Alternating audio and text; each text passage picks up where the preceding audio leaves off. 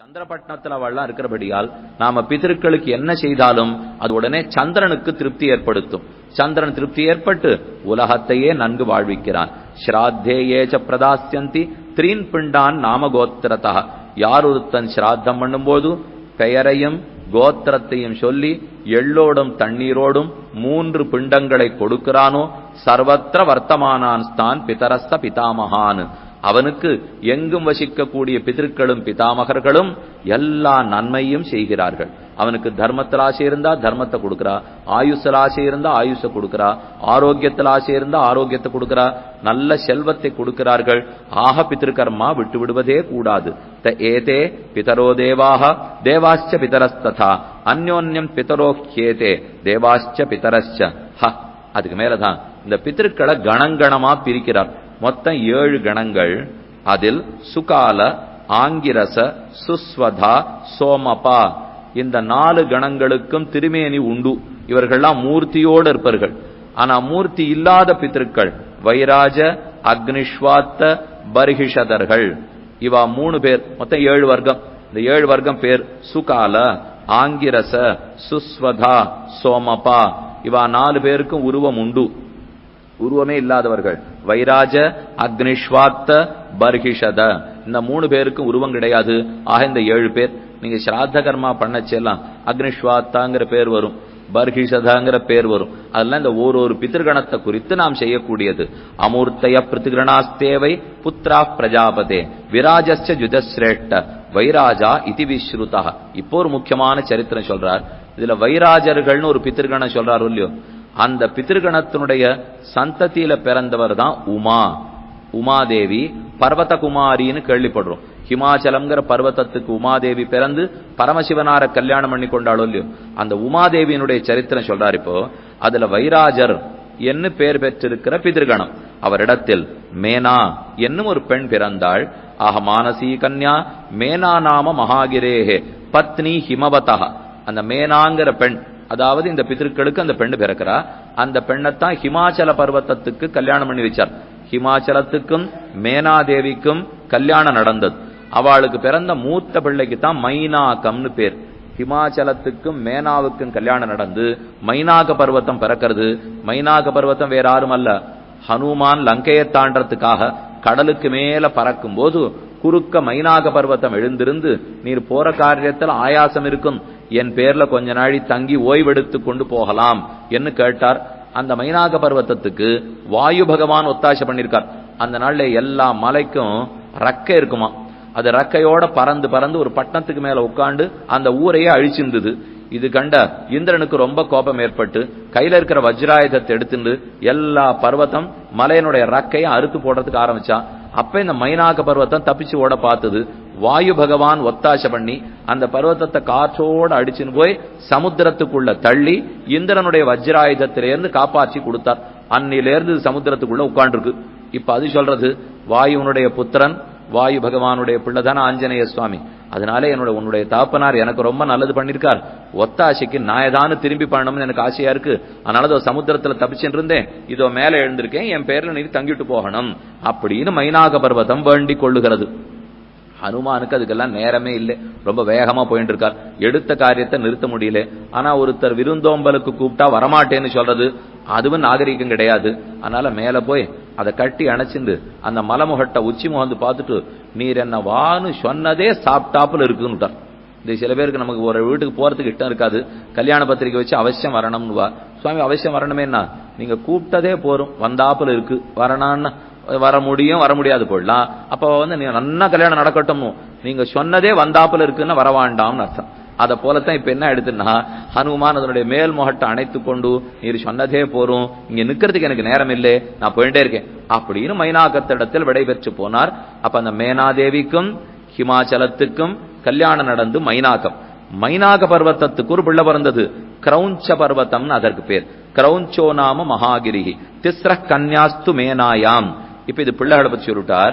இனிமே இந்த மேனாதேவிக்கு 3 பெண்கள் பிறந்தார்கள். ஹிமாச்சலத்துக்கு மேனாதேவிக்கு மைனாகம் பிறந்தார், ஆண் மலை. ஹிமாச்சலத்துக்கு மேனாதேவிக்கு 3 பெண்கள் பிறந்திருக்கா. அபர்ணா, ஏகபர்ணா, ஏகபாட்டலா. இதுவா 3 பேருக்கு பேர். இவ கோரமா தபஸ் பண்ண ஆரம்பிச்சாலாம். இதுல ஏக பரணா இலைய மட்டும் சாப்பிட்டு ஒரே ஒரு இலைய சாப்பிட்டு வாழ்ந்து வந்தாள். ஏக பாட்டலா அவ தாமரை இதழ்களை மட்டும் சாப்பிட்டு வாழ்ந்து வந்தா. ஆபரணா அவ இலைய கூட சாப்பிடவே இல்லைன்னு அர்த்தம். நிறைய பேர் அபர்ணான்னு பேர் வச்சுக்கிறா பாருங்க. அப்ப இலை கூட சாப்பிடாம அவ பட்டி கிடக்கணும்னு அர்த்தம்.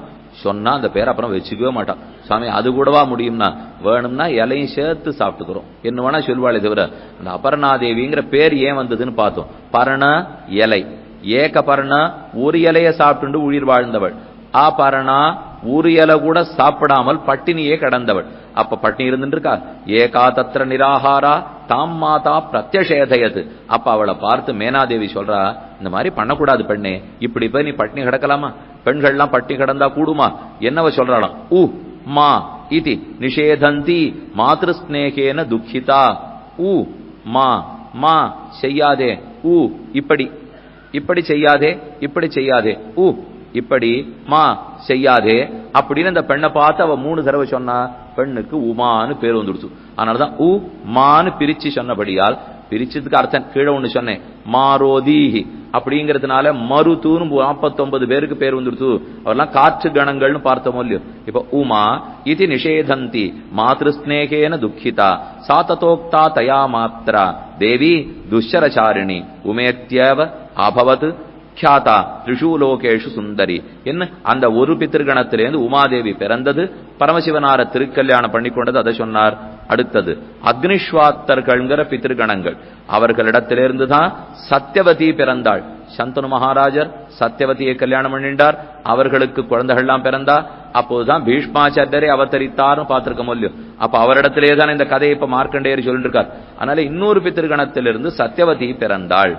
இனி அடுத்து மற்றொரு கணம் பர்ஹிஷர்கள், அவர்களுடைய வம்சத்துல தான் சுகாச்சாரியரே பிறந்தார். சுக பகவான் சொல்லுகிறோமே வியாசருடைய திருக்குமாரர், அவரே அவர்களுடைய சந்ததியிலே தான் பிறந்தார். அடுத்தது சுகால, அவர்களிடத்திலே பலர் தோன்றினார்கள். இப்படி 7 விதமா இருக்கிறதையும் சொல்லிட்டார். அதுக்கப்புறம் தான் சொன்னார், சர்வேஷாம் ராஜதாம் பாத்திரம் அதவா ரஜதான்விதம் தத்தம் ஸ்வதாம் புரோதாய ஸ்ராத்தம் பிரீணாதி வை பித்ருன்னு. யார் ஸ்ராத்தம் பண்ணும் போதும் இந்த பித்திருக்களை குறித்து வெள்ளிப்பாத்திரத்திலே தீர்த்தத்தை எடுத்தோ எள்ளும் தண்ணீரும் கொண்டோ தத்தம் ஸ்வதாம் புரோதாய ஸ்ராத்தம் பிரீணாதி வை பித்ருன்னு, இதோ வெள்ளிப்பாத்திரத்துல தீர்த்தம் எடுத்து எள்ளும் தண்ணீருமாக சேர்த்து கொடுக்கிறேன், இது பித்திருக்களை திருப்தி பண்ணட்டும் என்று கொடுக்கலாம். அல்லது சோமஸ்ய ஆப்யயனம் கிருத்வா அக்னேர் வைவஸ்வதஸ்ய, யாரொருத்தன் சந்திரனுக்கும் அக்னிக்கும் யமதர்மராஜனுக்கும் தண்ணீரை வைத்துக் கொண்டு கொடுக்கிறானோ அல்லது அக்னியை வைத்துக் கொண்டு சிராத்தம் செய்கிறானோ, அல்ல என்ன சொல்றது, அக்னியை வச்சுன்னு சிராத்தம் பண்ணணும். ஆனா அக்னி இல்லாத சமயத்தில் என்ன பண்றதுன்னா தண்ணீரில் சிராத்தம் பண்ணலாம். இப்ப ராமன் காட்டுல இருக்கார், அப்ப சட்டுன்னு அவருக்கு அக்னி கிடைக்காதபடியால் தயரதன் மரித்தான்கிற செய்தி கேட்டுட்டு மந்தாகினி நதியில போய் ஜலதர்ப்பணம் பண்ணிருக்கார். இத போல கோதாவரியிலையும் ஜலதர்ப்பணம் பண்ணிருக்கார். அக்னி இருக்கும் போது அக்னி கொண்டு, அக்னி இல்லாத போது தண்ணீரை கொண்டு தர்ப்பணம் செய்ய வேண்டும்.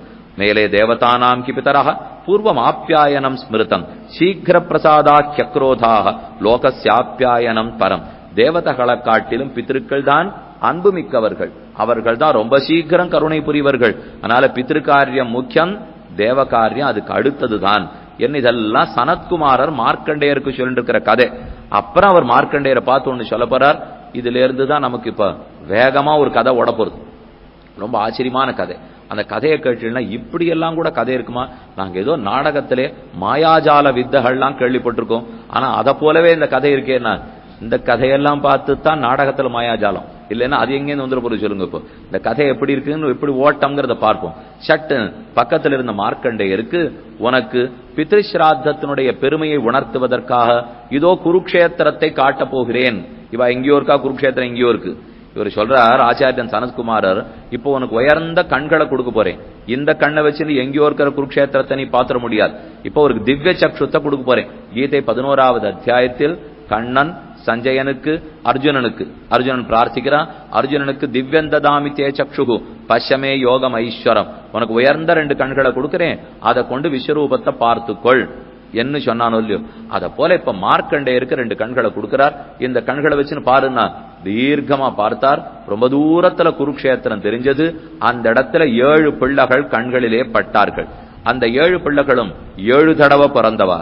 அதுல கடைசியில ஒருத்தன் பிரம்மதத்தனாக பிறந்தவன். அந்த பிரம்மதத்தனுடைய மகாத்மியம் அதீத மகாத்மியம், அது கொண்டு ஸ்ராத்தத்தினுடைய வைபவத்தை நீர் தெரிஞ்சுக்கலாம் என்று சனத்குமார் சொன்னார். சொன்னவர் கண்ணை கொடுத்தார், பரப்பிட்டு போயிட்டார். இவர் பார்த்துட்டே இருக்கார். குருக்ஷேத்திரம் எங்கேயோ தெரியறது. இப்போ அங்க இருக்கிற பிரம்மசரசனுடைய கரையில் 7 பிள்ளைகள் சாத்தம் பண்ணிட்டு இருக்கா. அவ யாருன்னு யோசித்தார். எல்லாம் பரத்வாஜருடைய பிள்ளைகள், கௌசிகருடைய பிள்ளைகள். அவ ஏன் இந்த மாதிரி பிறந்திருக்காள்னா, அவ பட்ட பாடென்ன, ஏன் 7 தடவை பிறந்திருக்கிறார்கள். ஆனாலும் ஸ்ராத்த மகாத்மியத்தாலே அவளுக்கு எப்படி மொத்த சாபமும் போச்சு. இதுல குறுக்க ஒரு சகுந்த பறவை கதை, ஒரு பறவை புறாவனுடைய கதை, என்னென்னமோ கதை, குறுக்க குறுக்க கிளை கதை. கடைசியில முதல் கதையை மறந்து போடுற அளவுக்கு அவ்வளவு பெரிய கதை சொல்லியிருக்காரு. இப்போ என்னன்னு பார்ப்போம். அபப்ரம்சம் அனுப்பிராப்தா யோக தர்மாபசாரிணா மகத சரசப்பாரே மானசஸ்ய விசங்கிதாக. நான் உடனே குருக்ஷேத்திரத்தை பார்த்தேன். அங்க 7 பேர் இருந்தார்கள். ததச்ச யோகம் பிராப்சியந்தி பூர்வஜாதி கிருதம் புனः. அந்த 7 பேருமே தீயவர்கள், விஸ்வாமித்திரராலே சபிக்கப்பட்டவர்கள். விஸ்வாமித்திரருக்கு 50 பிள்ளைகள் இருந்தா, அந்த 50 பிள்ளைகளையும் அபசாரப்பட்டதுக்காக சபிச்சு விட்டார். நீங்கள்லாம் தீயவர்களாக பிறப்பீர்கள், யோகத்திலிருந்து பிரஷ்டமாயிடுவீர்கள். நல்ல யோகத்துல ஒருத்தன் இருந்தான்னா அது வளர்ந்துட்டே போகும். ஆனா யோகத்தை குறுக்க விட்டுட்டான்னா யோக பிரஷ்டர்கள்னு சொல்லுவா. அத போல ஒரு 7 பேர் மாறி மாறி பிறக்கிறார்கள். அவளுடைய பேர் என்ன, ஊர் என்ன, ஏன் பிறந்தார்கள்னு சொல்ல போறார். அதுக்கு முன்னாடி ஒரே ஒரு விஷயம் மட்டும், யோகிகள்லாம் எப்படி இருக்கணும், நாம் எப்படி இருக்கணும், இத வாழ்க்கையில பயன்படுத்தினாலே கண்டிப்பா நமக்கு அந்த ஸ்ராத்தத்தினுடைய பலன் கிடைச்சிரும் என்ன சொல்றார். யாச்சந்தேனத்து அயாச்சியானி, யாரிடத்துல கையேந்த கூடாதோ அவள்கிட்ட போய் ஒத்தாசை கேட்கவே கூடாதான். ரக்ஷந்தி சரணாகதம், நம் கால்ல விழுந்தவர்களை எப்பாடுபட்டாவது காக்க வேண்டும். ந அவஜானந்தி கிருபணானு, தீனர்கள் ஏழைகள் இருக்காளோ இல்லையோ அவளை அவமரியாதைப்படுத்தவே கூடாது. மாத்தியந்தேன தனோஷ்மதா, நிறைய பணம் இருக்குங்கிறதுக்காக இருமாப்பு கூடாது. இத பத்தி திருவரங்கத்தமுதனார் ரொம்ப ஆச்சரியமான ஒரு பாசுரம் பாடியிருக்கார். மொழியைக் கடக்கும் பெரும் புகழாம் வஞ்சமுக்குறும்பாம் குழியக் கடத்தும் நம் கூறத்தாழ்வான் சரண் கூடிய பின் பழியக் கடத்தும் ராமானுஜன் புகழ்பாடி அல்லா வழியைக் கடத்தல் எனக்கினியாதும் வருத்தம் அன்னே. கூறத்தாழ்வான் கூரத்தில் தைமாச ஹஸ்த நட்சத்திரத்தில் அவதரித்தவர். அவர் பெரும் புகழாளர், முக்குறும்பு அறுத்தவர். தனமதம், வித்யாமதம், ஜாதி மதம், தாம் உயர்ந்த ஜாத்தியில பிறந்தவர், தாம் பெரும் பணக்காரர், தாம் பெரும் படிப்பாளி, இந்த எந்த மதமுமே அவருக்கு கிடையாது. இதான் முக்குறும்பு அறுத்தவர், மதம் இல்லாதவர்கள்னு சொல்லுவா. நமக்கு அந்த மதம் ஏன் வருது தெரியுமா? நம்ம நல்லா படிச்சிருக்கலாம், ரொம்ப அழகா இருக்கலாம். இது ஒத்தொத்தருக்கு ஒரு மதம். அழகா இருக்கிறவா படிச்சிருப்பாள்னு சொல்ல முடியாது, படிச்சிருக்கிறவா பணக்காரா இருப்பாள் சொல்ல முடியாது, பணக்காரனா இருக்கிறவெல்லாம் உயர்ந்த குலத்துல பிறந்திருக்கான்னு சொல்ல முடியாது. இது எல்லாமே ஒருத்தங்கிட்ட சேர்ந்து நுடுத்துன்னு வச்சுங்கோ, அப்ப ஆபத்து ரொம்ப அதிகம். ஒரு குரங்கு, அந்த குரங்குக்கு பைத்தியம் பிடிச்சிடுது. அதுவே குரங்குக்கு பைத்தியம் பிடிச்சது. அதை தேள் கொட்டிடுத்து. அந்த தேள் கொட்டின பைத்தியம் பிடிச்ச குரங்கு கள்ள குடிச்சுடுத்து. கள்ளு குடிச்சது, பைத்தியம் பிடிச்சது, தேளும் கொட்டி கொடுத்து, அதுவே குரங்கு. அப்ப குரங்குக்கு தேள் கொட்டி பைத்தியம் பிடிச்சு கள்ளு குடிச்சா அப்ப என்ன பாடம் வருது? அதை போலத்தான் ஒரு மனுஷனுக்கு உயர்ந்த சாதியில பிறந்திருந்து, படிப்பு நன்னா இருந்து, அழகனாகவும் இருந்து, பணம் இருந்து, 4 இருந்து விட்டா அவன் ஆளை பிடிக்கவே முடியாது. எங்கேயோ ஆகாசத்துல பறந்துடுறானோ இல்லையோ, அந்த முக்குறும்ப அறுத்தவர் தான் கூறத்தாழ்வான். அது அற்றவர்களாக இருக்கணும். உண்மையா இதெல்லாம் எதுக்கு தெரியுமா பிரயோஜனப்படணும்? நாம படிச்சிருக்கிற படிப்போ அல்லது நமக்கு இருக்கிற பண்பாடோ ஏதுவா இருந்தாலும் நல்லவர்களா இருக்கிறதுக்கு பயன்படணும். ஏன்னா வாசல்ல வண்டி ஓட்டின்னு போறோம், ஒரு இடத்துல தப்பா ஓட்டின்னு போய் யார் பேர்லயோ இடிச்சிட்டோம். உடனே அந்த எதிராளி நம்மளை பார்த்து என்ன தெரியுமா கேள்வி கேட்பார், நீங்களாம் படிச்சவன் தானே, ஒழுங்கா ஓட்ட தெரியாதான்வா.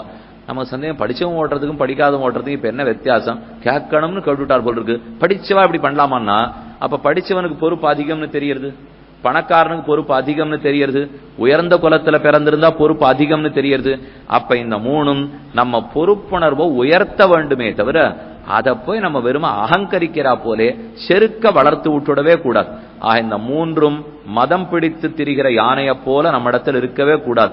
வித்யா மதம், தன மதம், ஆபிஜாத்திய மதம். வித்யா தனாபிஜன ஜன்ம மதேன காம குரோதாதிபிஷ்ச ஹததீர்ண சமம் பிரயாமி என கூறத்தாழ்வானே தன்னுடைய பஞ்சஸ்தவத்தில் தெரிவிக்கிறார். வித்யாமதமோ தனமதமோ ஆபிஜாத்தியமனமோ ஒரு மன ரொம்ப படுத்தும். யோகிகள் அது இல்லாமல் இருக்கிறார்கள். மாத்தியந்தேன தனோஷ்மணா யுக்த ஆகார விகாராச்ச, எவ்வளவு சாப்பிடணுமோ சாப்பிடுறான், அதுக்கு தகுந்த உடற்பயிற்சி எவ்வளவு பண்ணமோ பண்றான். இதான் யுக்தமான ஆகாரம். அவா உடம்புக்கு உயரத்துக்கு உடம்பு எவ்வளவு பாரம் இருக்கோ அதுக்கு தகுந்து சாப்பிடணும். சாப்பிட்றதுக்காக வாழணுமா? வாழறதுக்காக சாப்பிடணுமா என்ன அவாவா தான் முடிவு பண்ணிக்கணும். யுக்தமான ஆகாரம், ஆகாரத்துக்கு தகுந்த விகாரம், அதற்கு தகுந்த உடற்பயிற்சி பண்ணணும். எவ்வளவு சாப்பாடு சாப்பிடலாம்னா நம்ம வயத்தை 4ஆ பிரிச்சுக்கணும்.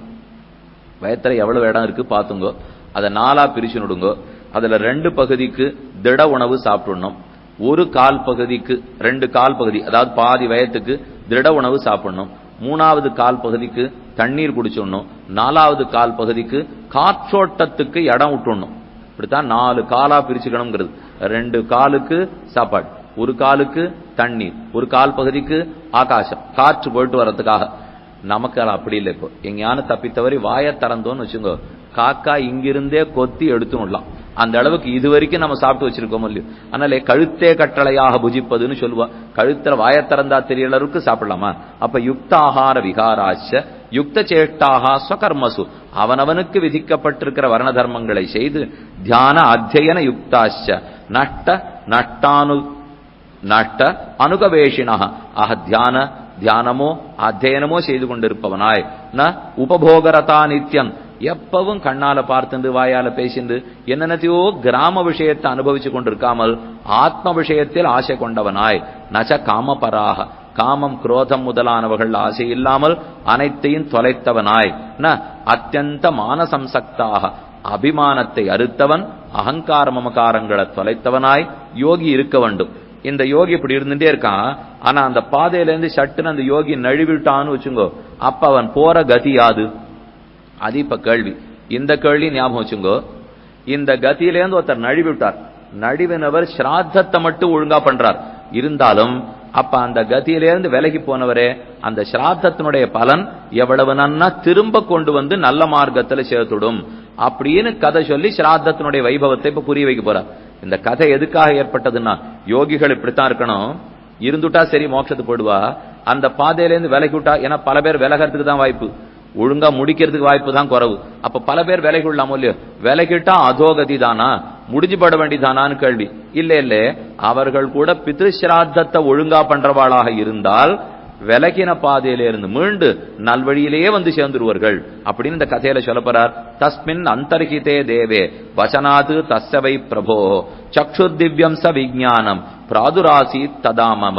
அப்போதுதான் குருக்ஷேத்திரம் என் கண்ணுக்கு பட்டது. 7 பேர் என்னுடைய கண்ணில் பட்டார்கள். அதுல ஒத்தொத்தனா பார்த்து வந்தேன். அவளுடைய 7 பிறவிகளும் எனக்கு ஞாபகத்துக்கு வந்துருச்சு. அவள்லாம் 7 தடவை பிறந்தாளாம். தந்தையார் விஸ்வாமித்திர முனிவருடைய சாபம். 7 தடவை பிறந்து கடைசியா பிரம்மதத்தன் என்கிற பேரோட பிறந்தார்கள். ஆபகேய குருக்ஷேத்ரே யானுவாச்ச விபுர்மம பிரம்மதத்தா அபவத் ராஜா யஸ்தேஷாம் சப்தமோத்விஜா பிதுர்வர்த்தீதி விக்யாதா நாம்னா சீலேன கர்மணா. அந்த 7 பேருக்குள் பிதுர்வர்த்தின்னு கடைசி பிள்ளைக்கு பேர். அவன் தான் பிரம்மதத்தன் என்கிற பேரோட பிறந்திருக்கார். பிரம்மதத்த வைபவத்தை சொல்றேன் கேளு. சுகஸ்ய கன்யா கிருத்வீதம் ஜனயாமாச பார்த்திவம் அணுஹாத் பார்த்திவ சிரேஷ்டாத் காம்பில்யே நகரோத்தமே.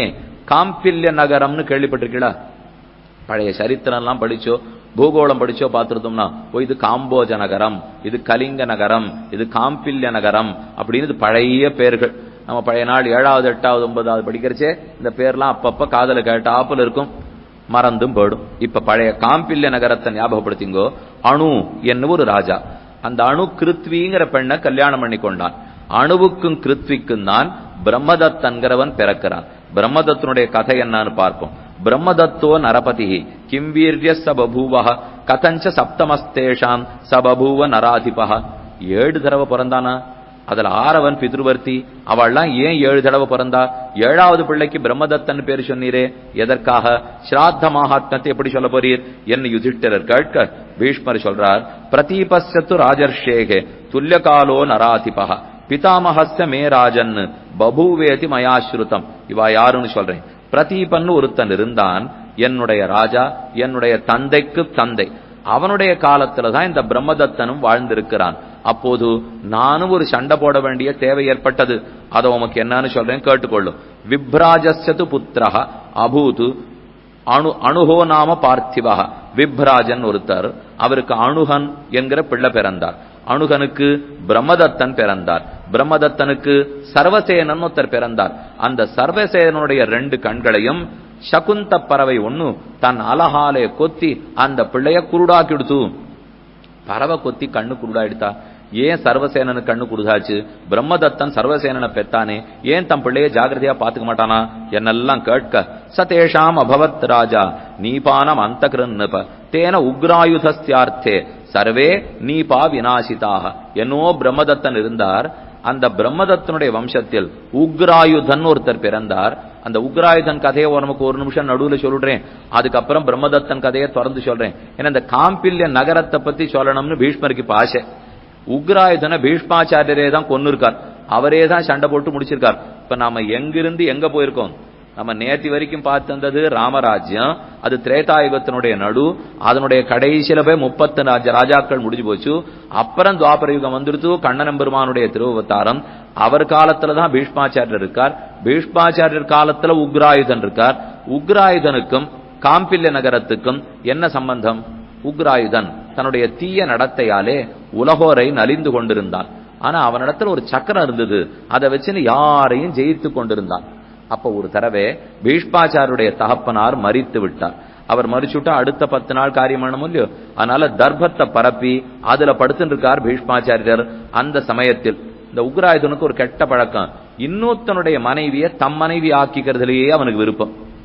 அதனாலே தூதர்கள் அனுப்பி பீஷ்மாச்சாரியிடத்துல செய்தி சொல்ல சொன்னான். இவருக்கோ இப்ப தீட்டு, 10 நாள் தீட்டுல இவர் தர்பத்தை பரப்பி படுத்துட்டு இருக்கார். அவரிடத்துல தூதர்கள் வந்து சொன்னா, உன்னுடைய தாயார் வயசுல இடையவிழாமே அவரை தாரமாக்கிக்கணும்னு எங்க ராஜா ஆசைப்படுறார், என்ன உக்ராயுதன் கேட்டான். வந்தது கோபம் இருக்கு. இந்த மாதிரி ஒரு பேச்சை பேசிட்டு ஒரு க்ஷத்திரியும் சும்மா பார்த்துட்டு இருக்க முடியுமா? கையில வில்லு எடுத்துட்டார், கவச்சத்தை போட்டுட்டார், நானே சண்டை போடுறேங்கிறதுக்காக புறப்பட்டார். அப்ப பக்கத்துல இருந்த ரிஷிகள் எல்லாரும் அவரை தடுக்கிறா. வேண்டாம், அவன் ஏற்கனவே சக்கரத்தை வச்சுன்னு எல்லாரையும் ஜெயிச்சுட்டு இருக்கான். மேலும் உமக்கு இப்ப பிதாவுனுடைய காரியம் முக்கியம். நீர் எப்ப தீட்டுக்கு நடுவில் இருக்கிறோ இப்ப கர்மா பண்றதுதான் முக்கியமே தவிர அவனோட சண்டை போடுறது முக்கியம் அல்ல. உடனே அந்த இடத்துல பீஷ்மர் சொல்றார், எப்போதுமே தீட்டுக்கு நடுவில் மற்றொரு காரியத்தில் ஈடுபடவே கூடாது. நம்ம பல பேரும் அந்த சமயத்திலே வேலை எடுத்துடும். நம்ம தகப்பனார் போயிட்டார், தாயார் போயிட்டார்னா அந்த 12 நாள் அலுவலகத்துக்கு போகாமல் இருப்பதுதான் நலம். ஏன்னா அந்த சமயத்துக்கு அந்த வேலை நிமித்தமா ஏதாவது பொய் சொல்ல வேண்டியிருக்கும். அதுக்குன்னு அப்பா போட்டா பொய் சொல்லலாமா சுவாமின்னு என்ன கேட்க வேண்டாம். எப்பவுமே பொய் சொல்லக்கூடாதுதான். இருந்தாலும் அப்பா போயிருக்கார், அம்மா போயிருக்கார், 10 நாள் தீட்டு கர்மம் வேண்டியிருக்கோம்னா அந்த சமயத்துல தேவையில்லாத தீட்டுக்களை அங்க போய் பட்டுக்க கூடாது. அப்ப அங்க நம்ம ஏதாவது கையெழுத்து போட வேண்டி வரும், எங்கேயானு தப்பா நடந்துக்க வேண்டி வரும். இதனால விலகி இருத்தல் நலம். அந்த 13 நாள் கர்மா முடிகிற வரைக்காவது எங்கும் செல்லாமல் வீட்டோட இருக்கணும். மேல அங்க போவோம், போற சமயத்துக்கு நீதான் நன்னத்தான அலுவலகத்துக்கு வந்துட்டு இருக்கே, ஒரு வெளியூருக்கு போயிட்டு வாயேன்னு வா. போயிட்டு வாயேன்னு தட்ட முடியாத பெரிய முதலாளி சொல்லியிருப்பார். அப்ப மறுநாள் நித்திய விதி கைங்கரம் போடும் இல்லையோ. அதனாலதான் ஒரு தெரியா விடுபடுத்தணுன்றதுதான் நல்லது. இப்ப பீஷ்மனிடத்திலேயே ரிஷிகள்லாம் தான் சொல்றா, வேண்டாம் நீரோ அசௌச்சன் தீட்டில் இருக்கிறீர், இப்ப போய் அவனோட சண்டை போட வேண்டாம். நாங்க முதல்ல சாமதான பேதம் இத 3ஐயும் பிரயோகப்படுத்தி பாக்குறோம். இதுக்கெல்லாம் அவன் வசப்படலைன்னா அப்புறம் நீர் தண்டத்தை பாத்துக்கும். தண்டம்னா கையில தடி எடுத்துறது தண்டம். சாமதான பேத ஒருத்தரை நம்ம பக்கத்துல இழுக்கணும்னு வச்சுங்கோ, அப்ப முதல்ல பேசி பார்க்கலாம், இல்ல தானம் கொடுத்து பார்க்கலாம், இல்ல நண்பர்களுக்குள்ள கலகம் மூட்டி விட்டு நம்ம பக்கம் இழுக்கிறது பார்க்கலாம். இதுதான் சாமம் தானம் பேதம். சாமம்னா நேரடியா பேசி சம்மதிக்க வைக்கிறது, தானம்னா உனக்கு வேண்டியது என்னன்னு சொல்லு, கொடுத்துடுறேன் என் பக்கம் வந்துடும் அப்படின்னு கூப்பிடுறது. பேதம்னா அவ 2 பேர் மித்திரர்களுக்கு நடுவுல பிரிச்சு விட்டுடுறது, பிரிச்சு விட்டுட்டு ஒத்தனை நம்ம பக்கம் கூட்ட பாக்குறது. இதுதான் சாம தான பேத. இந்த 3ஐயும் முதல்ல ரிஷிகள்லாம் போய் பண்ணி பார்த்தா அவன் ஒண்ணு மசியறதாவே தெரியல. 10 நாள் இவருக்கு தீட்டு முடிஞ்சு போச்சு. அப்புறம் பீஷ்மாச்சாரியர் தன் தேர்ல ஏறி அமர்ந்தார், பெரிய வில்ல கையில் எடுத்திருந்தார், சண்டை போட போறார். இதற்குள்ளாகவே இந்த பிள்ளை தானே பண்ணிட்டு இருக்கிற தவறுகளால் அவங்கிட்ட இருக்கிற சக்கரம் விலகியே போயிடுத்து. இப்ப அவனை காப்பாத்துறதுக்கு ஆள் இல்லை, சக்கரம் விலகி போயிடுத்துங்கிறது பீஷ்மருக்கு தெரியாது. அதனால சண்டைக்கு போனார். கிருத்த சௌச்சா ஷரீசாபி ரதி நிஷ்கிரமிய வைபுராத் கிருதஸ்வஸ்வயனோ விப்ரைஹி பிராயோதய மகம் ரிபும் ஆஹிச்சக்கரம் ஸ்வகம் ராஜ்யம் பித்ரியம் பிராப மகாத்யுதிஹி द्रुपदस्य पिताराजन् ममैव अनुमते तदा तदोर्जुनेन तरसा निर्जित्य द्रुपदं रणे आहिच्छित्रं स काम्पिल्यं द्रोणाय अथ अपरवर्जितम. ரொம்ப ஆச்சரியமா சாதித்தார். இவர் போய் அவரோட சண்டை போட்டார், சண்டை போட்டு ஜெயிச்சுட்டார். அப்ப அந்த பிள்ளை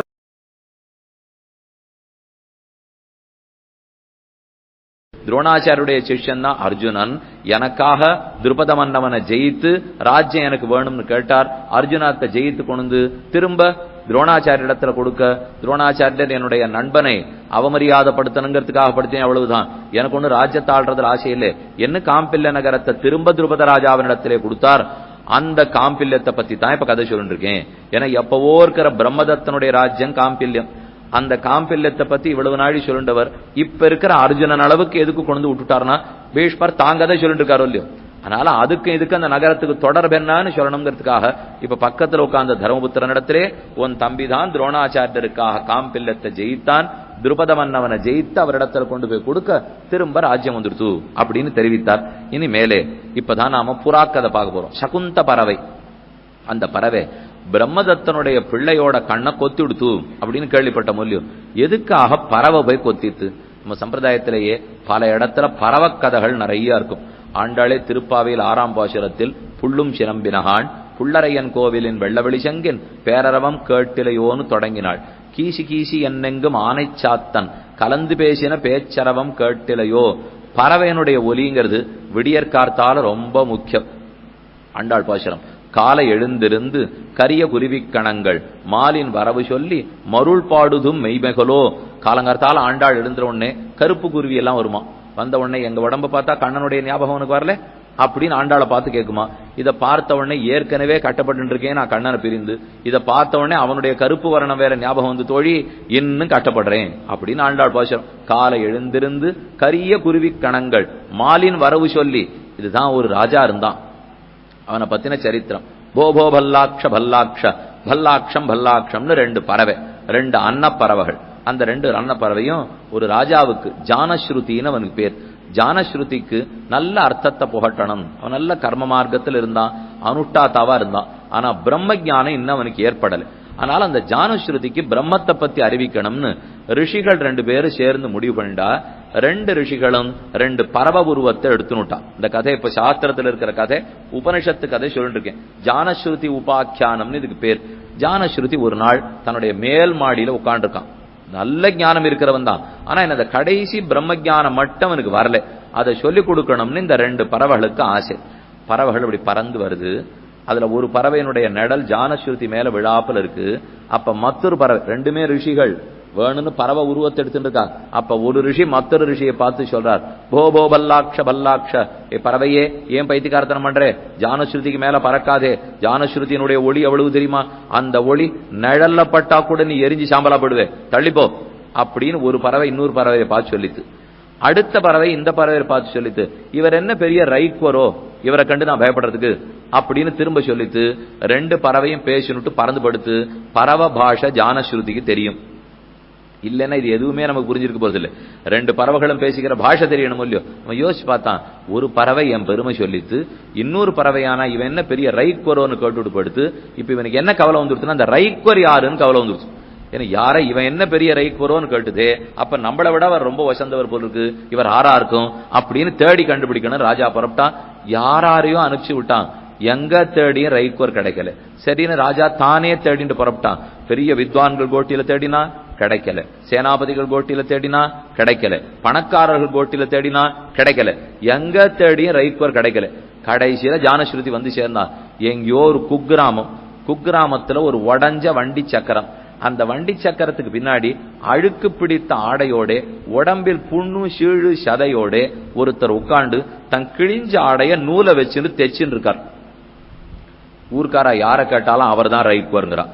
நம்பவே முடியல ராஜாவாலே. சரின்னு போனா ரைக்வரை விழுந்து சேவித்தான். சேவிட்டு எழுந்து நின்ன உடனே அவர் இவனை நிமிர்ந்து பார்த்தார். பறவை சொல்லி வந்தியார்னார். அப்பவே விழுந்து விட்டான். பறவை சொல்லி, இது எங்கேயோ என்னுடைய மேல் மாடியில் உட்காந்து இருக்கிறச்சே பறவை சொன்னா, பறவை சொல்லி வந்தியான்னு இவர் கேட்கிறார். உமக்கு என்ன வேணுமோ சொல்லும், எனக்கு அர்த்தங்கள்லாம் சொல்லணும், நீங்க என் நாட்டுக்கு வரணும், எனக்கு வந்து உபதேசம் வேணும்னு கேட்டான். அவர் சொன்னார், என்னமோ வந்தே விழுந்து சேவித்தே பறவை சொல்லி வந்தியான்னு கேட்டேன், உனக்கு அர்த்தம் வேணும்னா எங்கிட்ட உட்கார்ந்து கேட்டுன்னு போவியா, என்னென்னமோ உன்னுடைய ராஜ்யத்துக்கு வான்னு சொல்றாயே, நான் வரதா இல்லை அப்படின்னு மறுத்தார். ராஜா உடனே உமக்கு என்ன வேணுமோ கேளும், 50 யானைகள் வேண்டுமா, 500 குதிரைகள் வேண்டுமா, 50 தேர்கள் வேணுமா, இந்தாரும் எல்லாத்தையும் வச்சுக்கும் அப்படின்னு சொல்லி கொடுத்தார். எல்லாத்தையும் வாங்கி வச்சுட்டாரு. வாங்கி வச்சுட்டு போயிட்டு வான்னார். இத்தனையும் கொடுத்துட்டு கடைசியில போயிட்டு வான்னு சொல்றீரே, வந்து சொல்ல வேண்டாமான்னா, நான் சொல்றதுக்காக இதெல்லாம் கேட்டேன். இப்போ நீ இன்னமும் கொடுக்குறேன்னு சொல்றியே, சரி கொடுத்துட்டு போன்னு சொன்னேன். நான் எங்கேயும் வர்றதாவே இல்லையேன்னார் அவர். அப்ப திரும்ப விழுந்து சேவித்தான். அப்ப நீர் எனக்கு உபதேசம் வேணும்னா என்ன வேணும் அதை மட்டும் எனக்கு சொல்லும்னார். அப்ப ரிஷி பதில் சொன்னார், இது எல்லாத்தையும் எடுத்துன்னு போயிடு சொல்றேன்னார். அவனுக்கு தோணித்து இப்பதான் இவர் குடுன்னு சொன்னார், மொத்தத்தையும் கொடுத்தோம். இப்ப வேணா திரும்பி எடுத்துன்னு போயிடுன்னு சொல்றார். ஏன்னா ஏற்கனவே ஒரு குட்டி கதை உண்டு. ஆரோ ஒரு ரிஷி அவன் பெரிய வைரத்தை கையில வச்சிருக்கான். வைரம்னா ஒரு கோடி ரூபாய் வைரம். அதை அவனுக்கு ஒன்றும் கவலை இல்லை. அது 1 கோடியா இருந்தாலும் 10 கோடியா இருந்தாலும் அவர் பரமயோகி, தியானத்தில் இருக்கிறவர். அதனால தான் தலைமாட்டிலேயே வச்சு எப்பவும் தூங்கிட்டு இருப்பார். யாரோ ஒருத்தர் போட்டு போட்டா அதை எடுத்து வச்சிருந்தார். அவர் இடத்துல ஒருத்தன் வந்தான். அவன் சாமானியன். அவனுக்கு ஏதோ தேவத்தை கனவுல சொல்லியிருக்கான், அந்த ரிஷி கிட்ட போ, உனக்கு 1 கோடி ரூபாய் ரத்தனம் கொடுப்பாரு. அவன் போனா ரத்தனத்தை கொடுன்னு கேட்டார். ஒண்ணுமே அவர் பண்ணிருந்தா வச்சுக்கோ அப்படின்னு ரத்தனத்தை கொடுத்துட்டார்.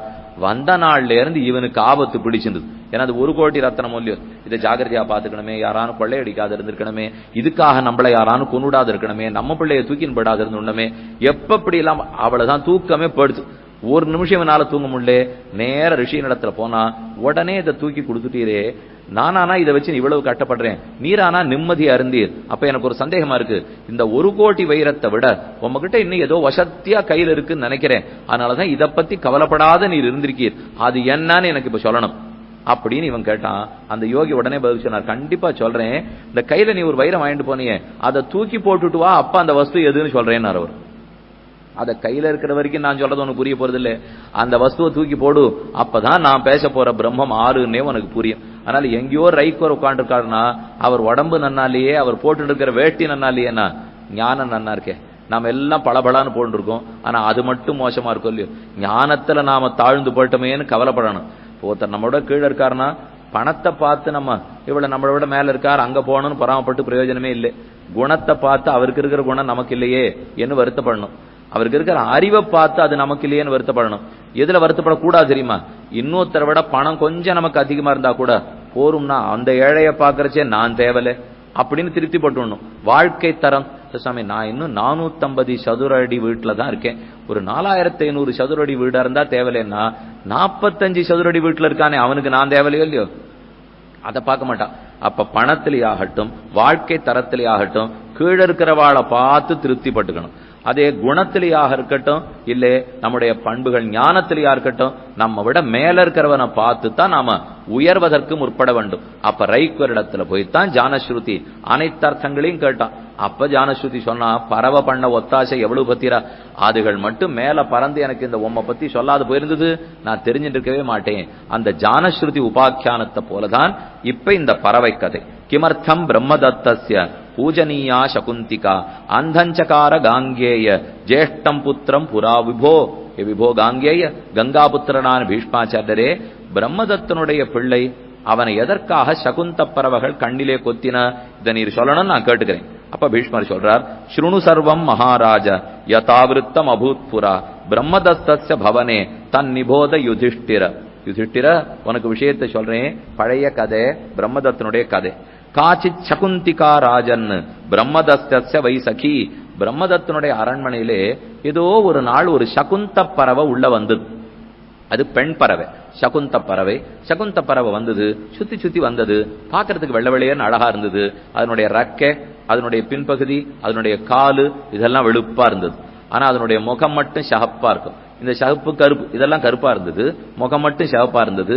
இந்த ரெண்டும் சேர்ந்ததை பார்த்து ரொம்ப திருப்தியா இருந்தது ராஜாவுக்கு. இது இங்கேயே இருக்கலாமே அப்படின்னு சகுந்த பறவைட்ட சொன்னா, அதுக்குன்னு கூடெல்லாம் கட்டி கொடுத்தான். அங்கேயே அந்த பறவை வசிக்க ஆரம்பிச்சுடுது. சிதபக்ஷா சோணசிராஹ சிதிபிருஷ்டா சிசோதரி சகீசா பிரம்மதத்தஸ்ய சுதிருடம் பத்த சௌஹிருதா தஸ்யா குலாயம் அபவத் கேஹே தஸ்ய நரோத்தம. அது இங்கேயே தான் இருக்கும்.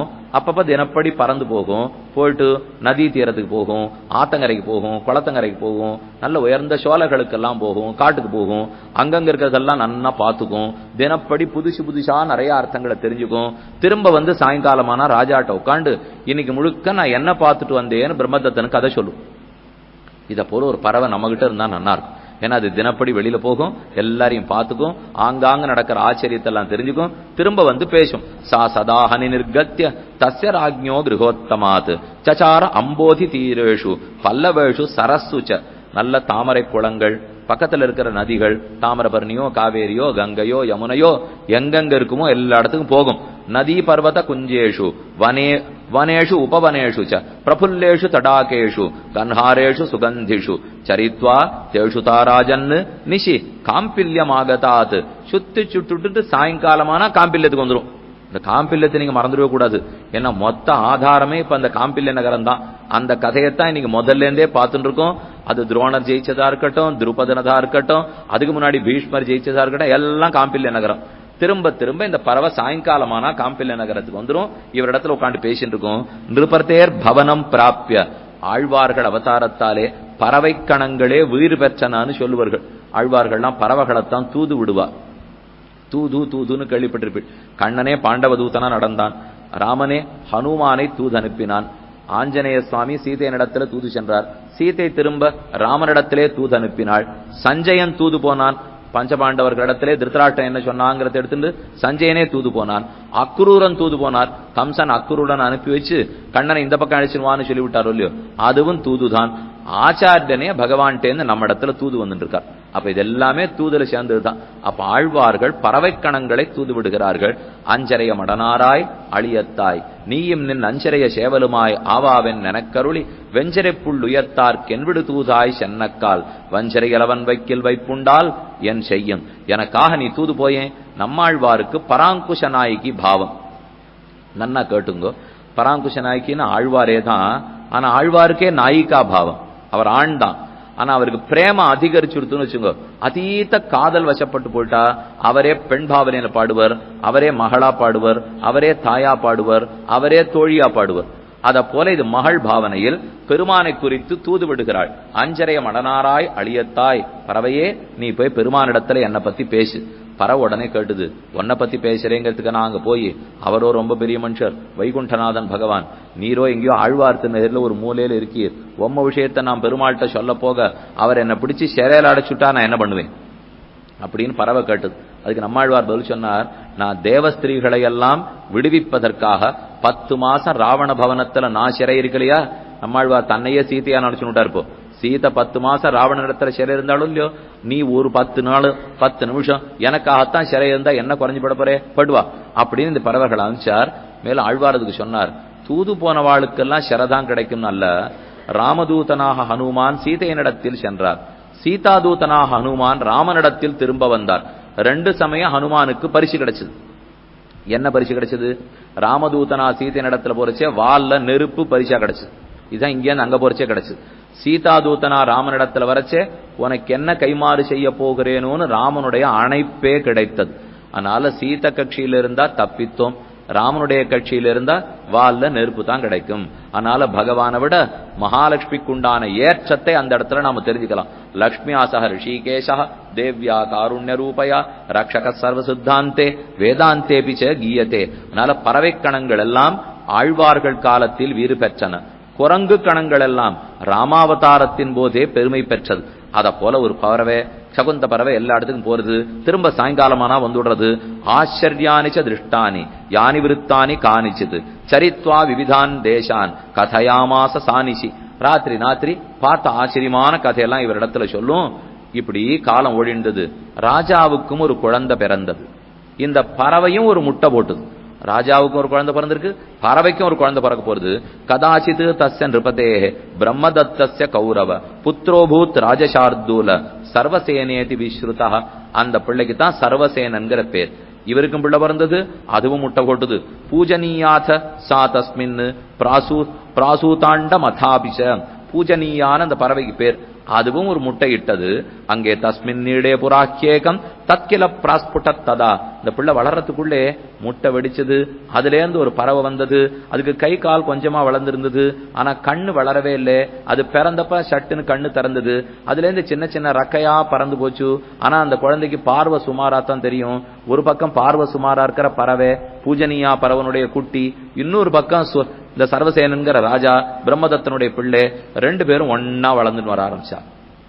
இந்த ஆண் குழந்தையும் வளர்றது, அந்த பறவை குட்டியும் வளர்றது, அந்த பறவையினுடைய குழந்தையும் வளர்றது, பிரம்மதத்தனுடைய பிள்ளையும் வளர்ந்துட்டு இருக்கான். அத்தசா பூஜனீயாவை ராஜபுத்திரஸ்வபுத்திரையோ துல்லிய ஸ்நேகாது பிரீதிமதி திவசே திவசே பவது. துல்லிய ஸ்நேகா, இந்த குழந்தையினட்டையும் அந்த குழந்தையினிடத்திலையும் 2 பேரிடத்திலையும் இந்த பறவைக்கு சமமான அன்பு. 2 பேருக்கும் தினப்படி சாயங்காலம் அது 2 பழம் எடுத்துன்னு வரும். வெளியில போய் சுத்துன்னு சுத்திட்டு எல்லா இடத்துலயும் பார்த்துனுட்டு அமிர்தத்தை ஒத்த 2 பழங்களை எடுத்துன்னு வந்து 2 குழந்தைகளையும் உட்காத்தி வச்சு இந்த பறவை குழந்தைக்கும் கொடுக்கும், அந்த மனுஷ குழந்தைக்கும் கொடுக்கும். 2 குழந்தைகளும் சாப்பிட்டு வளர்ந்துன்னு வந்தா ஒரு நாள் இந்த பூஜனியா பறவை வெளியில பறந்து போயிருக்கு. பிள்ளைக்கு வயசு 5-6 வயசு ஆயிடுத்து. அந்த பிள்ளைய பாத்துக்கிறதுக்காக ஒரு தாதியை வச்சிருக்கார் ராஜா, பிரம்மதத்தன் வைத்திருக்கிறான். அந்த பிள்ளைக்கு கொஞ்சம் வயசான உடனே இந்த பறவை மெத்துன்னு இருக்கும் இல்லையோ சகுந்த பறவை, அதை எடுத்து தன் கையில வச்சுன்னு கழுத்தை பிடிச்சி அழுத்துறதுக்கு போச்சு. ஏன்னா இந்த பிள்ளைக்கு அந்த பறவை என்ன எப்படி விளையாடணும்னு தெரியல. இந்த தாதியாவது தடுத்து இருக்க வேண்டும், தடுக்காம இருந்துட்டா. பிரம்மதத்தா அந்த நிமிஷம் அந்த இடத்துல இல்ல, அவன் எங்கேயோ கொஞ்சம் தள்ளி இருந்தான். அப்ப இந்த பறவை தீனமா கத்த ஆரம்பிச்சுதா. என்னமோ சத்தம் கேட்கறதேன்னு பிரம்மதத்தம் வந்தான். அந்த தாதியும் வாங்கல. இவன் போய் அதை வாங்கலாம்னு பாக்குறதுக்குள்ளே அழுத்தின வேகத்துல அந்த பறவைக்கு உயிர் போயிடுச்சு. அந்த பறவையை இப்ப கையில வாங்கினா இறந்து போன பறவை தான் கையிலேயே கிடைச்சது.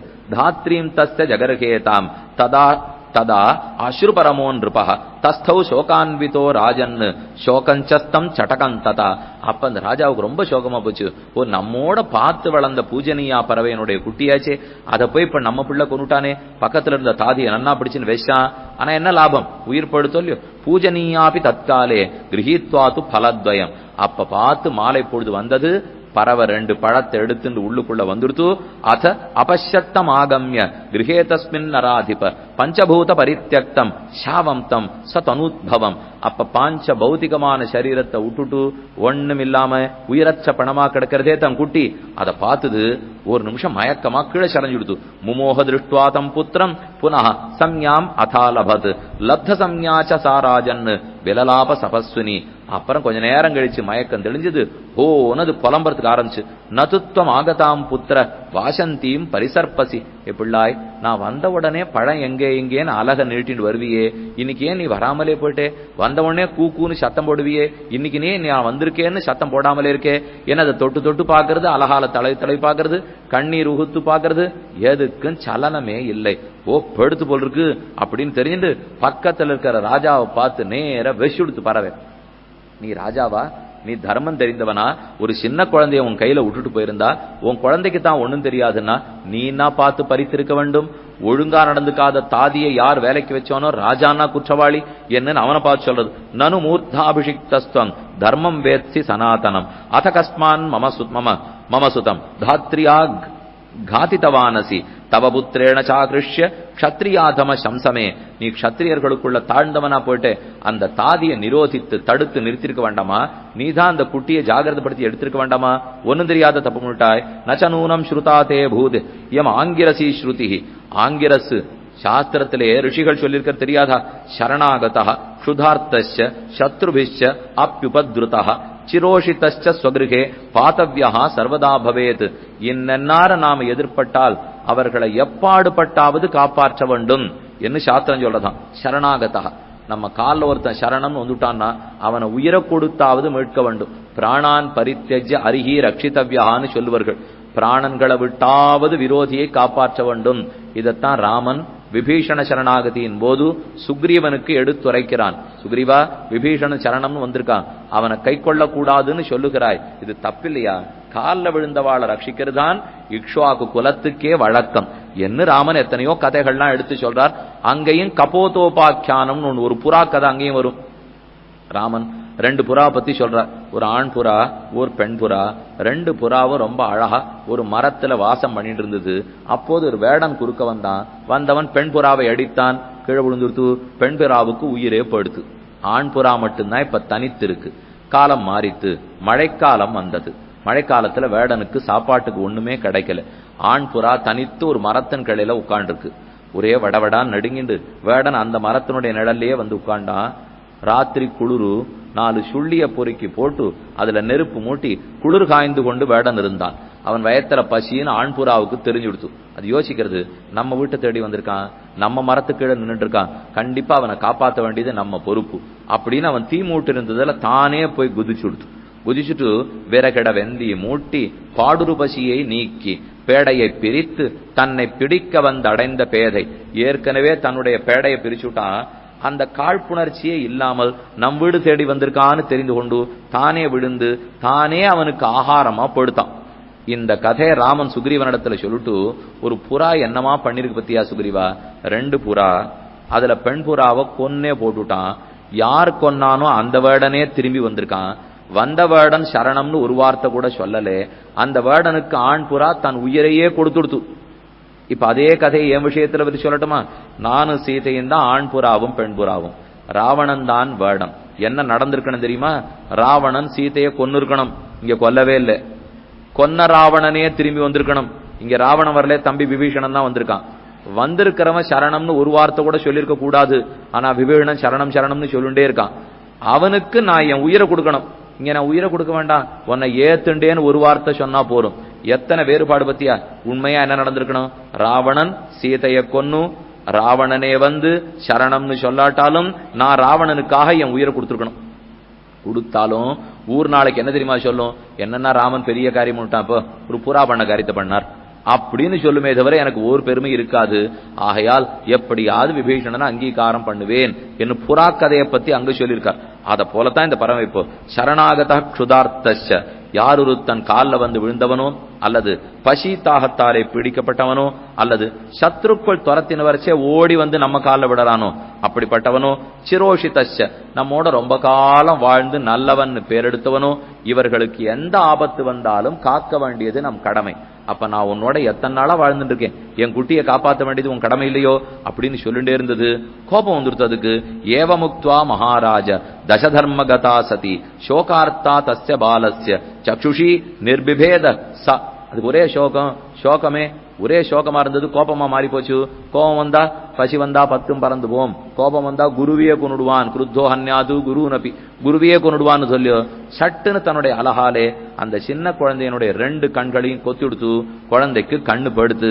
அத ராஜா சுதம் திருஷ்டுவா பூஜனீயாம் உவாச்சா விஷோகாபவ கல்யாணி கிருதந்தே பீரு சோபனம். அப்ப ஆகாசத்துல பறவை பறந்து போச்சு, இனிமே நான் இந்த கிரகத்துல இல்லை, நான் போயிட்டு வரேன் அப்படின்னு குத்திடுத்து ரணமா எடுத்து பறவை பறந்து மேல படுத்து. அப்பவும் ராஜாவுக்கு கோபம் வரல. அவன் நினைச்சுக்கிறான், நாம பண்ண தப்புக்குத்தானே இந்த பறவை தண்டனை கொடுத்துருக்கு. எப்படி பறவை நடத்தல நாம தப்பு கண்டுபிடிக்க முடியும்? பறக்கிற பறவையை கூப்பிடுறான், கல்யாணி பறவையே போகாதே, இப்ப உன்னுடைய சோகம் படுத்தொல்லியோ, நீ எப்ப என் பிள்ளைய குத்திட்டியோ அப்ப இனிமே உனக்கு சோகம் இல்லே, நீ திரும்ப வா. கதசோகா நிவர்த்தஸ்வ அஜர்யம் அஜர்யம் சக்கியமஸ்துதே புரேவ வசபத்ரந்தே நிவர்த்தஸ்வ ரமஸ்வச்ச. முன்னாடியே இருந்தா போலே என்னுடைய அரண்மனையிலே இருக்கலாம், நீ எங்கும் போக வேண்டியதில்லை, திரும்பவா, எனக்கு கோபமே இல்லை. புத்திர பீடோத்பவச்சாபி ந கோபஹா பரமஸ்துவயி மமாஸ்தி சகி பத்ரந்தே கர்த்தவ்யஞ்ச கிருதந்த்வயா. நீ ஏற்கனவே ஏதோ தப்பு பண்ணிருந்தாய், இப்ப ஏதோ தப்பு பண்ணிருக்காய், எந்த தப்பு என் மனசுல படவே இல்லை. எப்ப நான் தப்பு பண்ணினோ அதுக்கு நீ தண்டனை கொடுத்துட்டே போனா போது திரும்பி வானா மாட்டேன்னு கொடுத்து பறவை. அது சொல்ற சரித்திரம் பாருங்க. ஆத்ம உபன்யேன ஜானாமி புத்திர ஸ்நேகம் தவாப்மியகம் நச்சாஹம் வஸ்துமிச்சாமி தவ பத்திரம் அச்சக்ஷுஷம். உன்னுடைய பிள்ளை எப்ப கண்ணற்றவனா நான் பண்ணிட்டேனோ இனிமே உன் வீட்டுல நான் இருக்கக்கூடாது. இப்போ நான் ஏற்கனவே சொன்னேன் இல்லையோ, கூடவே இருந்தவனுக்கு குற்றம் பண்ணக்கூடாது, காலில் விழுந்தவனுக்கு குற்றம் பண்ணக்கூடாது, நல்லவனுக்கு குற்றம் பண்ணக்கூடாது, இதெல்லாம் சொன்னேன். நானே இப்ப மீறிட்டேனோ இல்லையோ, ஏன்னா உன் பிள்ளை கூடவே தன்னால நான் வசிச்சிருக்கேன், அப்ப அதுக்கு நான் கண்ணை குத்திருக்க கூடாது. கோபத்துக்கு வசப்பத்து கண்ணை குத்திட்டோம் இல்லையோ, இது நான் பண்ண பெரிய தப்பு தான். அதனால இனிமே உன் வீட்டோட நான் இருப்பது கூடாது. கிருத்வாவை ராஜசார்தூல தொத்கிருஹே கிருத கில்பிஷா. உண்ட வீட்டுக்கே இரண்டகன் நினைத்தேன், உன் அரண்மனையில இத்தனை நாள் இருந்துட்டு இப்ப உனக்கே தப்பு பண்ணிட்டேன்னு இல்லையோ, அதனால நான் திரும்ப வரவே இல்லை அப்படின்னு சொல்லிட்டு அது ஒரு 4 ஸ்லோகம் சொல்றது பாருங்க. இதுக்கு தான் சுக்கர கீதைன்னு பேர்.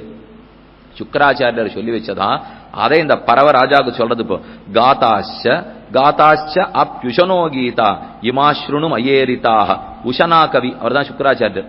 உஷனா கவியை பத்தி சொல்றார். குமித்ரஞ்ச குதேசஞ்ச கு ராஜானம் கு சௌஹிருதம் குபுத்திரஞ்ச குபாரியாஞ்ச தூரத பரிவஜ்ஜயேத். யாரார ரொம்ப தூரத்துல தள்ளுண்ணம், இவாளோட ஸ்நேகமே கூடாது. குமித்ரம், குமித்ரம் தவறான வழியில் நடக்கக்கூடிய நண்பன். கு தேசம் தவறான வழியில போயிட்டு இருக்கிற தேசம். கு ராஜானம் தவறான வழியில போயிட்டு இருக்கிற ராஜா. குபுத்திரம் தவறான வழியில போயிட்டு இருக்கிற பிள்ளை. கு பாரியாம் தவறான வழியில போயிட்டு இருக்கிற மனைவி. இவா யாரோடையும் கொடுத்தனம் பண்ணப்படாது, இவர்களிடத்துல உடனே விலகிடு. குபுத்திரஞ்ச குபாரியாஞ்ச தூரதா பரிவர்ஜயேத். ஏன்னு ராஜா கேட்கிறார். அப்ப பரவ பதில் சொல்றது, குமித்ரே சௌஹிருதன் நாஸ்திரி. யார் ஒருத்தன் குமித்ரனோ, சுமித்ரன் ஒருத்தன், குமித்ரன் ஒருத்தன். சுமித்ரா கேள்விப்படலையா? சுமித்ரா லக்ஷ்மணுடைய தாயார். சுமித்ரா எப்போதுமே நல்ல நட்போடு இருப்பாள். குமித்ரா நல்ல நட்பு இருக்காது, அவ்வளவுதான். சம்ஸ்கிருத பாஷை தெரிஞ்சுக்கிறது சுலபம். கொஞ்சம் பிரயத்தனப்பட்டோம்னா தெரிஞ்சுடலாம். என்ன ஒண்ணு, அங்கங்க அழகழகா தனித்தனியா சொற்கள் இருக்கும். அது வரைக்கும் நன்னா அடிப்படையை தெரிஞ்சுட்டோமா, நம்ம இஷ்டத்துக்கு எங்கேயும் சேர்க்கலாம், எங்கேயும் பிரிக்கலாம். சு நல்ல, கு தீய, இதை எங்க வேணா நீங்க சேர்த்துக்கலாம். இப்போ குமித்ர, குபுத்திர, சுமித்ர, சுபுத்திர, சுராஜ, குராஜ, சுதேச, குதேச. தவறுங்கிறதுக்கு எங்க வேணாலும் கூ வச்சுடலாம், நல்லதுங்கிறதுக்கு எங்க வச்சுனாலும் சூ வச்சுடலாம். அதுக்கப்புறம் யாரோட சேர்த்துக்கிறோங்கிறது நம்ம தான். இப்போ மித்திரன்னு சேர்க்க போறோமா, ராஜான்னு சேர்க்க போறோமா, பிள்ளைன்னு சேர்க்க போறோமா, யாரோட சேர்த்துக்கலாம் இல்லையோ. அப்ப இன்னன்னாரோட சேர்றது கூடாது. குமித்திரன் நல்ல நண்பனாக இல்லாவிட்டால் அவன் நமக்கு நன்மையே நினைக்க மாட்டான், அவன் இடத்துல சௌஹார்தம் இருக்காதான். சௌஹார்தம் இருக்கிறதுன்னா எல்லாரும் நன்னா இருக்கணும் நினைக்கிறது. சுஹிருதயம், நல்ல ஹிருதயம் யாருக்கு இருக்கும்னா, சாமி அவர் ஹிருதயம் ரொம்ப திடமா இருக்குன்னு அர்த்தம், எல்லாரும் நன்னா இருப்பணும்னு யார் நினைக்கிறாரோன்னு அர்த்தம். அப்ப சௌஹிருதயத்தோட சுகிருதனாக மித்திரன் இருக்க மாட்டான். குமித்ரே சௌஹிருதன் நாஸ்தி குபாரியாயாம் குதோரதி. தவறான வழியில போற மனைவியின் இடத்துல ஆசையை எப்படி எதிர்பார்க்க முடியும்? மனைவியாகட்டும் கணவனாகட்டும் ரெண்டு பேரும் கருத்தொருமித்து இருக்கணும் இல்லையோ. கருத்தொருமித்திருத்தல்னா என்ன? இது பல பேருக்கு சந்தேகம் வந்துடும். கணவன் மனைவி ரெண்டு பேரும் கருத்துரிமிக்கணுமாமே அப்படின்னு இருக்கிறது என்னன்னா, ஒரு இடத்துல ஆழ்வார் வேடிக்கையா சாதித்தார். நல்ல ஹோட்பாட்டுலகங்கள் மூன்னின் உள்ளும் தான் நிறைந்த அல்லி கமலக்கண்ணனை அந்தன் குருகூர் சடகோபன் சொல்லப்பட்ட வாயிரத்துள் எவையும் பத்தும் வல்லார்கள் நல்ல பதத்தால் மனை வாழ்வர் கொண்ட பெண்டிர் மக்களே கொண்ட பெண்டிர் மக்களுத்தார் சுத்தத்தவர் பிறரும் கண்டதோடு பட்டதல்லால் காதல் மத்து யாதுமில்லை. ரொம்ப சிரமமா இருக்கு. கொண்ட பெண்டிர் மக்கள் எனக்கு வேண்டாம். கொண்ட பெண்டிர் மக்கள் சுத்தத்தவர் பிறரும் கண்டதோடு பட்டதல்லால் காதல் மத்து யாதுமில்லை. 9ஆம் பத்து தொடக்க பாசம் திருவாய்மொழியிலே. பத்னியை விட்டுடு, பந்துவை விட்டுடு, மித்திரர்களை விட்டுடு, பிள்ளையை விட்டுடு, ஒத்துரு வேண்டாம். ஆனா 8ஆம் பத்து கடைசி பாட்டுல என்ன தெரியுமா பண்ணார்? எல்லாம் பந்து மித்திரர்களோட, பத்னியோட, பிள்ளைகளோட, குடும்பத்தோட நன்னா இருங்கோ. ஆசீர்வாதம் 8ஆம் பத்து கடைசி பாட்டு. அடுத்த பாட்டு வாண்டவே வேண்டாம், இருந்து எவ்வளவு பாடுபட்டுட்டோம், உடனே ஒழிச்சுடணும். இது அடுத்த பாட்டு. நம்ம சந்தேகம் வரும், இப்பதான் எல்லாரோடையும் நன்னா இருங்கன்னு இவர் ஆசீர்வாதம் பண்ணார், அடுத்த நிமிஷம் வேண்டாங்கிறார். என்ன? கொண்ட பெண்டிர் மக்களே கொண்ட பெண்டிர் மக்களோட நன்னா இருங்கோ, கொண்ட பெண்டிர் மக்களுத்தார் சுத்தத்தவர் பிறரும். இந்த கொண்ட பெண்டிர் வேண்டாம், இந்த கொண்ட பெண்டிர் வேணும்னார். அது யாரு? இந்த கொண்ட பெண்டிர் வேணும், அந்த கொண்ட பெண்டிர் வேண்டாம்னா பணங்காசு கொடுத்து கொண்ட பெண்டிர் வேண்டாம். இது வியாக்கியானத்துல 800 வருஷத்துக்கு முன்னாடி எழுதி வச்சிருக்கார். பணங்காசு கொடுத்து கொண்ட பெண்டிர்னா இன்னைக்கு அது பெரிய ஆபத்தா இருக்கும் இல்லையா? பணம் கொடுக்கறோம், பெண்களுக்கு பணம் கொடுத்து கல்யாணம் பண்ணி வைக்கிறா, ஆணுக்கு பணம் கொடுத்து. அந்த நாள்ல ஆண் தான் பெண்ணுக்கு பணம் கொடுத்து கல்யாணம் பண்ணிட்டு வரணுமா. நம்ம வரதட்சிணான்னு சொல்றோம்.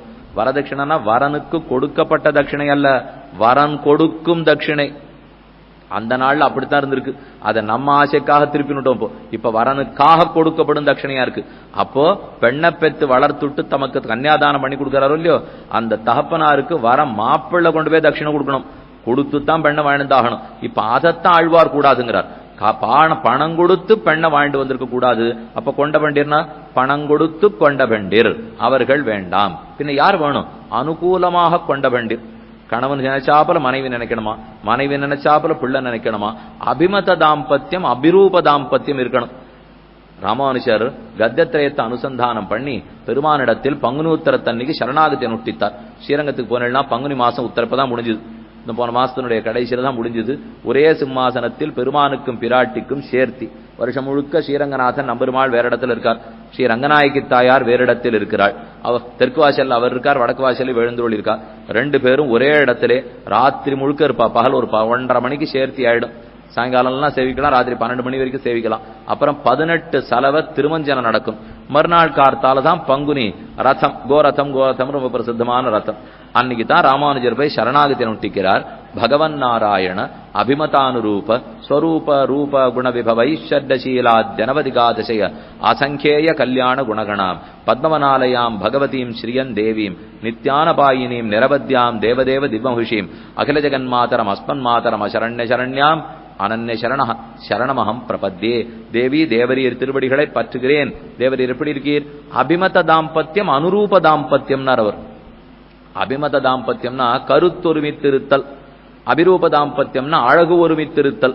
இந்த ரெண்டும் கணவன் மனைக்கு ஒன்னா இருக்கணுங்கிற அவசியம் கிடையாது. பல இடத்துல கருத்து ஒன்னா இருக்கும், ஆனா அழகு அவர் 6.25 அடி இருந்தால்னா இவங்க 4.25 அடி இருப்போம். அது சரியா இருக்காது. சில இடத்துல அழகு ரொம்ப நன்னா இருக்கும். இவர் வெளுப்பா இருக்கா, அவளும் வெளுப்பா இருக்கா, அவசரமா இருக்கா, எல்லாம் நன்னா இருக்கும். ஆனா மனசுல அவ தெற்க பார்த்தா இவர் வடக்க பார்ப்பார், இவர் கிழக்க பார்த்தா அவர் மேற்க பார்ப்போம். இப்படி இருந்துட்டா அப்புறம் தாம்பத்தியம் எப்படி ரசிக்க போறது? இப்போ கருத்தொருமித்தல்னா இவன் நினைச்சா அவன் புரிஞ்சுடணும், அவன் நினைச்சா இவன் புரிஞ்சுடணும். நமக்கு தோணும் சுவாமி சொன்னாலே புரிய மாட்டேங்கிறது, இதுக்கப்புறம் நினைச்சாலாம் எங்கேயானு புரிஞ்சிட போறதா? இப்போ கணவனுக்கு மனைவிக்கும் கஞ்சாடையிலேயே பேசணும்னமா, இவன் நினைச்சத அவர் புரிஞ்சுடணுமா, அவர் நினைச்சத இவர் புரிஞ்சுக்கணுமா? ராமனிடத்தில் அப்படிதான் சீத்தை பிரார்த்திக்கிறார்.